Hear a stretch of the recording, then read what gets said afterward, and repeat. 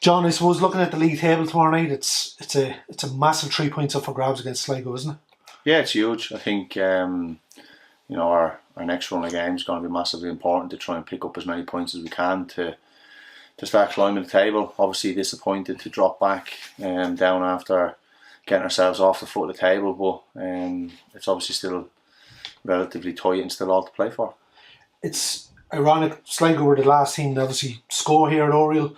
The last team to win here at Oriel back in March was 5-0. It was the lowest point of the season. But since then, the home form, obviously this clean sheet record, if we can keep another one tomorrow night, it gives us a good sort of base to go and get the win, doesn't it? Yeah, 100%. Yeah, I think if you can, build on what's been built since then, it gives you the best chance to win the game. Obviously, a clean sheet means you're coming out with at least a point, but we're obviously going into the game for trying to get the 3 points out of the game and trying to get maximum points, and a clean sheet will obviously give us a very good start to do that, and then it's obviously about converting it at the other end. What's your impression of Sligo so far? Obviously they were beaten by Waterford last week, but did that run before, I think they picked up 7 from 9, which sort of it gives them that bit of breathing space at the minute. Yeah, they've got some talented players, some really talented players in their team, and a very good coach and management team behind them.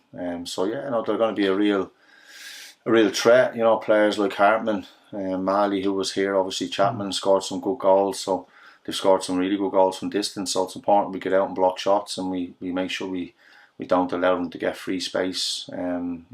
Anywhere in around their box, and because they can hurt you in them situations. So and then on the flip side of it, it's making sure that we go and impose ourselves on them and try and ask questions of them. They're obviously coming off the back of conceding a few goals down in Waterford, so they'll be trying to fix that. So it's important that we try and build on that. Obviously, last week we're in Dundalk Park. Your plans were disrupted right from the start. Obviously, losing Ross in the warm up, then Jamie Gullen during the game. How are the two lads, and is there any chance we could see them both tomorrow night?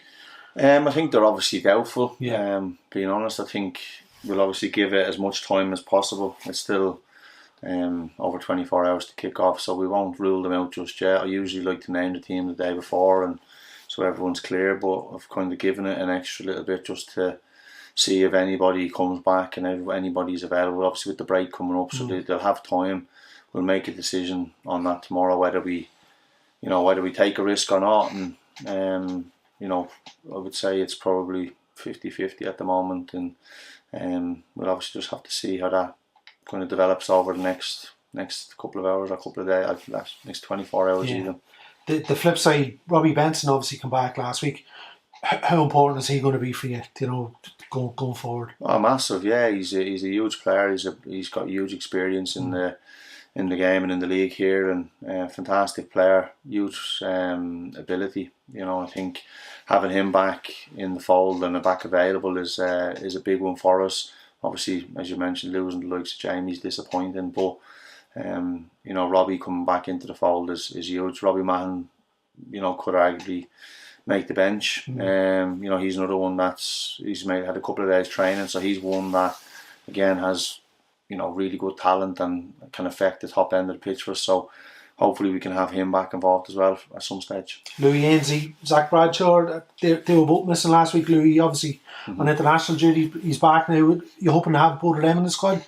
Yeah, well, I think Zach's back now.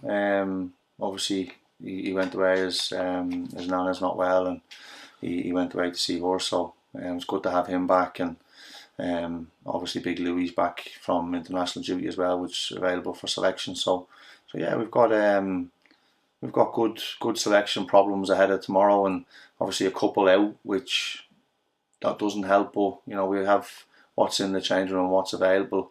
We're hopeful that there's enough there to finish off the first half with 3 points. It's, as you say, we're going into the break. There's nothing better than going into the break knowing you've won the game, and you're sort of looking forward to the break being as short as possible, and you just want to get back out then the following week.